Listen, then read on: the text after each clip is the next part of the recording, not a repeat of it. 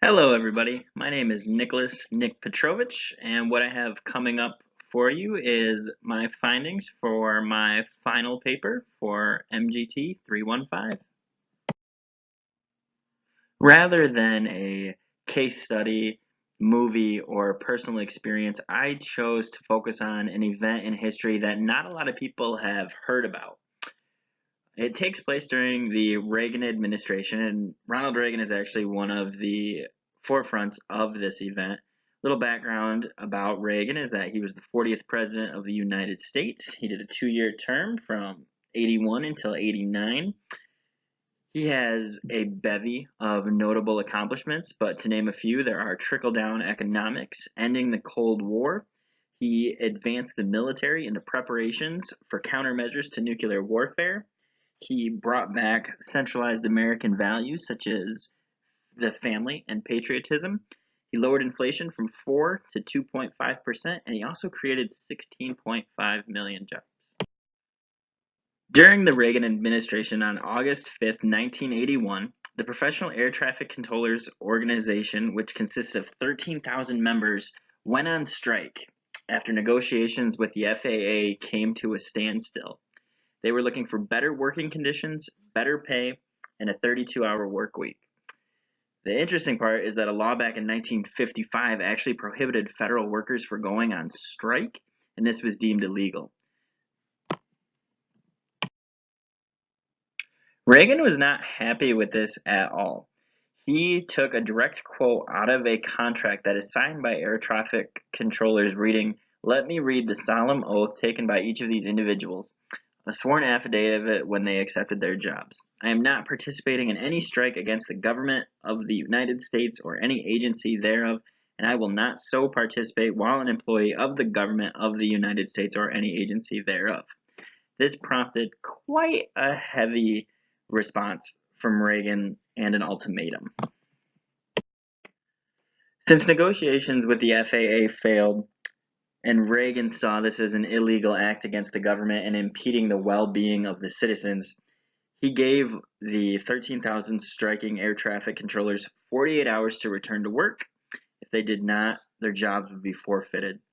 Flights around the country halted to only 50% actually being up in the air and running. Supervisors and emergency military personnel had to be called in to manage the upcoming flight schedule. This event was catastrophic. Of the 13,000 employees that were on strike, 11,345 did not return to work after the 48 hours and were fired.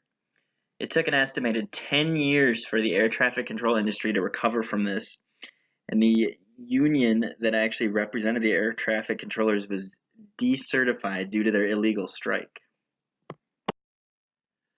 So this incident didn't just come out of thin air, where the air traffic controllers decided that we're going to go on strike and hope that what we're demanding in terms of the raise in pay, better benefits, and a 32-hour work week is going to be heard. Negotiations had actually been going on for about 7 months, from February to August, between PATCO, the union that represented them, and the FAA.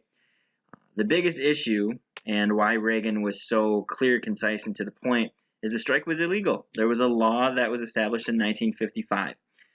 Reagan even declared it a peril to national safety. There were no gray areas involved in what Reagan had to say to the employees in terms of his communication. It was, you have 48 hours.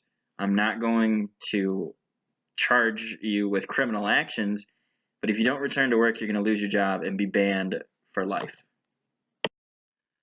This event is actually a great example of how not to communicate with one another.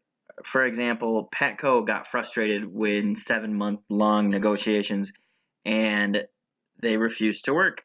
And Reagan, instead of hearing them out and what they had to say, he dropped the hammer and basically used coercive power and said, if you don't abide by my concessions, you're done.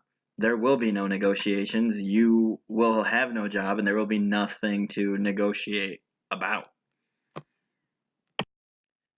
As mentioned earlier, the negotiations themselves were actually taking place between PATCO and the FAA. I've touched up on how they wanted a wage increase by at least $10,000. They wanted a 32-hour work week.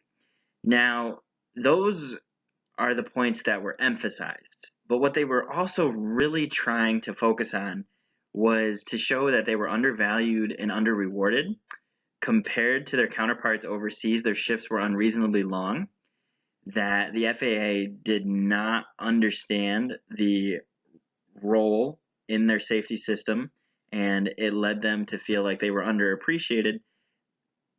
This is also a group of individuals that were navigating airplanes in the skies, and they felt like they didn't have the adequate level of staffing and hardware reliability.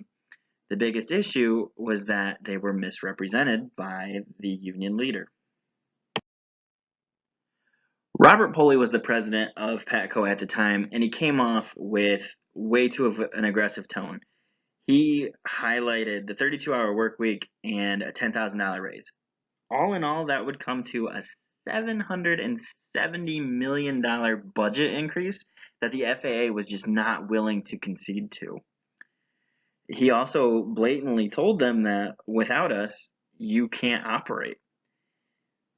The FAA and PATCO needed to come together and find a mutual benefit rather than formulating a strike and then Reagan deciding, I've had it with you guys, you're gone. There was far too much anger involved in these negotiations. The FAA only heard about a monetary increase that was close to $1 billion, so they wouldn't budge. The air traffic controllers believed that the airlines couldn't function without them, and Reagan simply believed that what you're doing is illegal, get back to work. All in all, there was no known resolution. It took over a decade to rebuild, and over 11,000 jobs were lost. What's really interesting about the leadership that took place in this situation is that Reagan was known as the great negotiator. Um, he worked alongside Mikhail Gorbachev to end the Cold War and ultimately bring the Berlin Wall down. So this is the same man that ended a decade-long war where the world lived in fear of nuclear warfare. Yet, where are these communication skills? Why did he choose to go the route that he did? Ultimately, a lot of people believe that he was trying to lay the tone for his presidency and not necessarily using the great negotiating skills that he had. On Patco's side, they had a leader who was focused on compensation and convinced people that they can't operate without us, and he was wrong.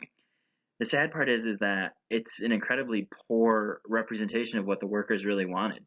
Yes, they wanted to be compensated. Yes, they wanted to be recognized, but they also wanted to show that they were understaffed, underappreciated, and they didn't have reliable equipment to navigate the skies.